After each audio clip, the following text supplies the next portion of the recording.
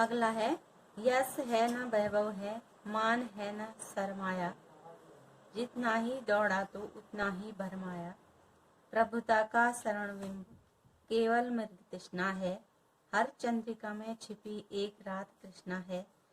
जो है यथार्थ कठिन उसका तू कर पूजन, छाया मत छूना मन होगा दुख दूना। कवि कहते हैं कि इस जीवन में यश, वैभव, मान सम्मान आदि कोई पूंजी नहीं है। इस जीवन में इस प्रकार की पूंजी प्राप्त करने के लिए जितना प्रयास करोगे उतना ही भ्रम उत्पन्न होगा। जितना ही दौड़ा तू उतना ही भ्रमाया, भ्रमाया माने भ्रम, उतना ही तुझे भ्रम पैदा होगा।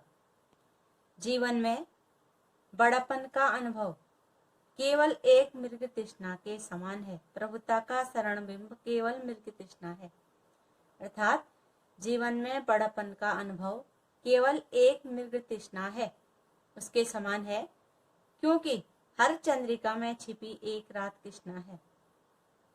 क्योंकि जीवन की चंद्रिका रूपी प्रत्येक प्रसन्नता में एक काली रात अर्थात कठिनाई छिपी हुई है। जो है यथार्थ कठिन उसका तू कर पूजन, क्योंकि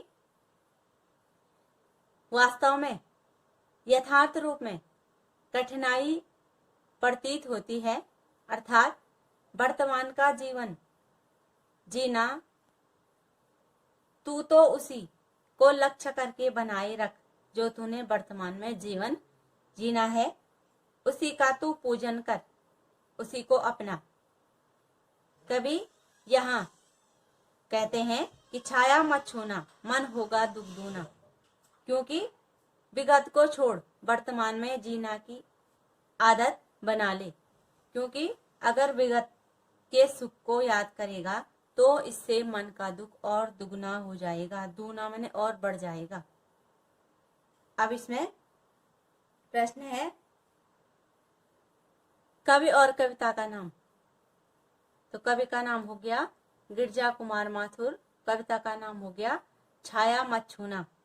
दूसरा प्रश्न, पद्यांश का भावार्थ। तो भावार्थ जो हमने अभी अर्थ पढ़ा।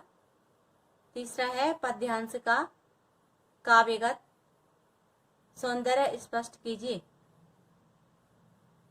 काव्यगत सौंदर्य में हो गया कि पद्यांश की भाषा प्रतीकात्मक है, और दूसरा हो गया जीवन में दुख ही अस्थाई है, क्योंकि प्रत्येक के जीवन में दुख आना स्वाभाविक होता है, इसलिए जीवन में दुख ही अस्थाई है। व्यक्ति को इस सत्य को स्वीकार करना चाहिए। तीसरा हो गया, जीवन की सुखद स्मृतियां व्यक्ति को वर्तमान जीवन में दुख ही पहुंचाती हैं, अतः व्यक्ति को उन्हें अपने मन से लिपटाए नहीं रहना चाहिए।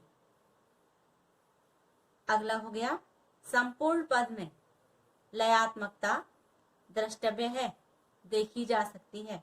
इसको हम संगीत के माध्यम से भी गा सकते हैं। अगला हो गया, काली रात में दुख अर्थात कठिनाई के बिंब के रूप में कवि ने यहाँ पर प्रस्तुत किया है। और अगला हो गया, संघर्ष की प्रेरणा जगाने में कवि सफल रहा है। जीवन एक संघर्षशील है, इसको स्वीकार करना मानव का प्रमुख कार्य है। संघर्ष को स्वीकार करना ही मनुष्य का कार्य है, इसलिए कठिनाई आना जीवन में स्वाभाविक है, इसलिए इसको स्वीकार करना मनुष्य को चाहिए। अगला हो गया, मानव जीवन भर किसके पीछे भागता रहता है। तो कवि के अनुसार मानव जीवन भर यश, वैभव, मान सम्मान को पूंजी समझ करके इसके पीछे भागता रहता है, लेकिन जबकि वास्तव में ये पूंजी नहीं है। व्यक्ति की वास्तविक पूंजी तो उसके मन का संतोष है, बहुत रुपया पैसा धन दौलत है लेकिन मन का संतोष नहीं है तो सारी चीजें बेकार हो जाती हैं। इसलिए कवि कहते हैं कि सबसे बड़ी पूंजी जीवन में संतोष है। अगला प्रश्न हो गया, कवि यश वैभव मान और सरमाया के अस्तित्व को क्यों अस्वीकार करता है? तो कवि यश वैभव मान और सरमाया के अस्तित्व को इसलिए स्वीकार नहीं करता क्योंकि इनके होने अथवा न होने का उसके जीवन पर कोई प्रभाव नहीं पड़ता। इनके होने पर भी उसे आत्मसंतोष नहीं मिलता और न होने पर भी। इसलिए कवि ने इसके यश वैभव मान के अस्तित्व को इसलिए स्वीकार नहीं किया। अगला प्रश्न है, जितना ही दौड़ा उतना ही भरमाया। जितना ही दौड़ा उतना ही भरमाया का आशय स्पष्ट कीजिए। तो व्यक्ति धन दौलत मान सम्मान को जितना अधिक प्राप्त करता है उसकी इन्हें पाने की लालसा उतनी ही बढ़ती जाती है।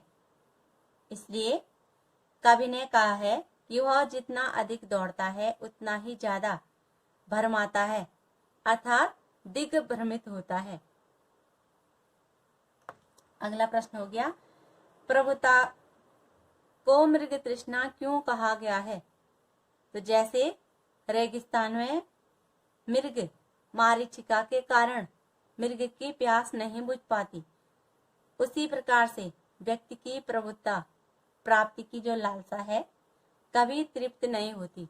वह जैसे जैसे धन दौलत और शक्ति प्राप्त करता है उसकी उन्हें और अधिक पाने की लालसा और अधिक बढ़ जाती है। इसलिए कवि ने प्रभुता को मृग तृष्णा कहा है। अगला है, हर चंद्रिका में एक काली रात छिपी होने के विरोधाभास को स्पष्ट कीजिए। तो हर चंद्रिका में छिपी एक काली रात का आशय है कि जिस प्रकार से चांदनी रात के पीछे घनघोर काली रात छिपी रहती है, अर्थात जैसे पूर्णिमा के पश्चात घनघोर अमावस्या की रात आती है, ठीक उसी प्रकार सुख के पीछे दुख भी चला आता है। व्यक्ति के जीवन में एक सुख आता है तो उसके साथ ही अनगिनत दुख भी आते हैं। जीवन की इसी वास्तविकता को कवि ने इस विरोधाभास के द्वारा व्यक्त किया है कि हर चंद्रिका के पीछे एक काली रात छिपी रहती है, अर्थात हर सुख के पीछे दुख छिपा रहता है। अब इसके शब्दार्थ हो गए।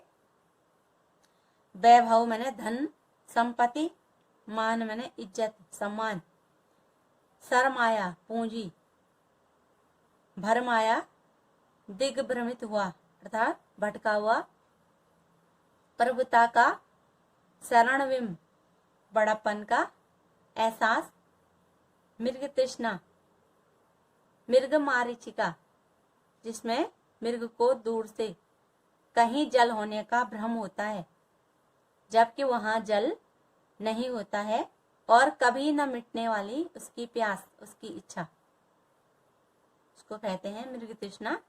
यथार्थ माने जीवन की सच्चाई।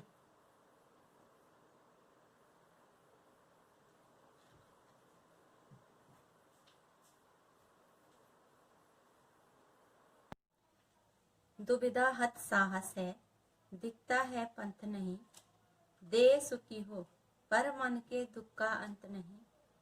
दुख है न चांद खिला, शरद रात आने पर, क्या हुआ जो खिला, फूल रस वसंत जाने पर।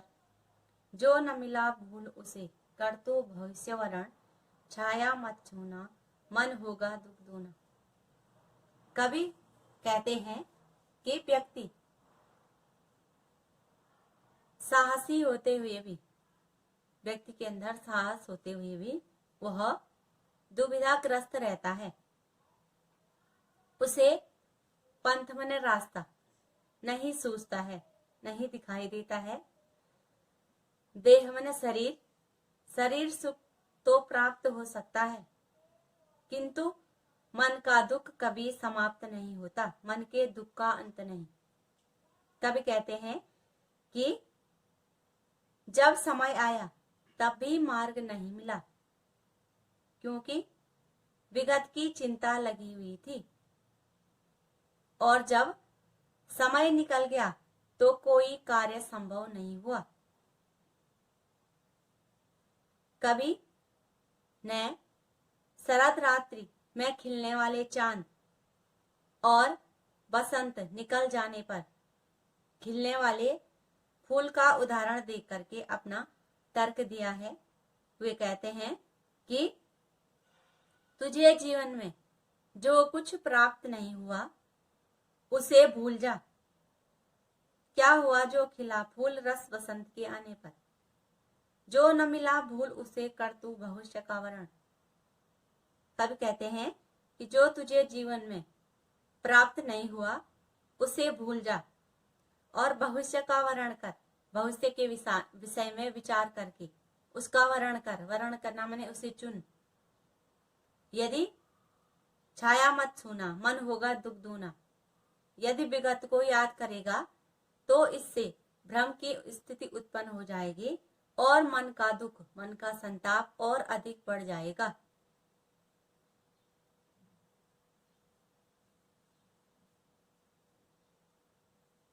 अब इसके शब्दार्थ हैं, दुविधा हत साहस, माने साहस होते हुए भी दुविधाग्रस्त रहता है। पंथ माने रास्ता, देह में शरीर, शरद रात जाड़े की रात, भविष्यवरण भविष्य का ध्यान करना। अब इसमें प्रश्न पूछे जाते हैं, कवि और कविता का नाम लिखिए। तो कवि का नाम हो गया गिरजा कुमार माथुर, कविता का नाम हो गया छाया मत छूना। दूसरा प्रश्न, काव्यांश का भावार्थ लिखिए, पद्यांश का भावार्थ लिखिए। भावार्थ में अर्थ हो गया। तीसरा हो गया पद्यांश का काव्यगत सौंदर्य लिखिए। तो काव्यगत सौंदर्य में पहला हो गया, पद्यांश में प्रतीकात्मक भाषा का प्रयोग हुआ है। दूसरा, पद्यांश की लयात्मकता द्रष्टव्य है, लय के साथ इसको कह सकते हैं। तीसरा हो गया, खिला फूल रस वसंत जाने पर से आशय है कि वक्त निकल जाने से, इसका आशय है कि जब वक्त निकल जाता है। अगला हो गया, विगत को भूलकर भविष्य का वर्ण करने का संदेश कवि ने दिया है। अगला हो गया भाषा में कवि ने संस्कृत निष्ठ शब्दावली का प्रयोग किया है। अगला हो गया शैली, प्रतीकात्मक शैली का प्रयोग कवि ने किया है। अगला हो गया प्रश्न, दुविधा हत साहस है। दुविधा हत साहस है से कवि का क्या आशय है? दुविधा हत साहस से कवि का आशय है कि जब व्यक्ति का मन किसी बात को लेकर दुविधाग्रस्त होता है तो उसका साहस भी उसका साथ नहीं देता। इसी कारण वह उस दिशा में कदम बढ़ाने से डरता है। अगला प्रश्न, दिखता है पंथ नहीं। दिखता है पंथ नहीं मुहावरे का क्या अर्थ है? तो दिखता है पंथ नहीं मुहावरे का अर्थ है कि मार्ग या उपाय न सूझना। अगला हो गया, शरद रात में चांद के न खिलने पर कवि को दुख क्यों है? शरद रात में चांद के न खिलने पर कवि को दुख इसलिए है कि कभी वह इन रातों में अपनी प्रिया के साथ स्नेह आलाप में डूबा होता था, किंतु आज शरद रात का वातावरण तो वही है, किंतु उसकी चांद जैसी प्रिय उसके साथ नहीं है। अतः वह रात उसके विरह को उद्दीप्त कर उसे दुख पहुंचा रही है। जो दुख उसको सहन नहीं हो रहा है। अगला प्रश्न हो गया, रस वसंत के आने पर भी कवि के मन में उल्लास क्यों नहीं है? तो रस वसंत के आने पर कवि के मन में उल्लास इसलिए नहीं है क्योंकि उसकी प्रिया उसके पास नहीं है। अगला, कविता में कवि क्या संदेश दे रहा है? कविता में कवि यह संदेश दे रहे हैं कि व्यक्ति को अपने अतीत को याद कर निराश होकर नहीं बैठ जाना चाहिए, वरन भविष्य को ध्यान में रख करके उसे संवारने का प्रयत्न करना चाहिए। यही सुख प्राप्ति का मूल मंत्र है, क्योंकि अगर तुम विगत की यादों को याद करोगे जो बीत गया, तो इससे तुम्हारे मन का संताप और अधिक बढ़ जाएगा।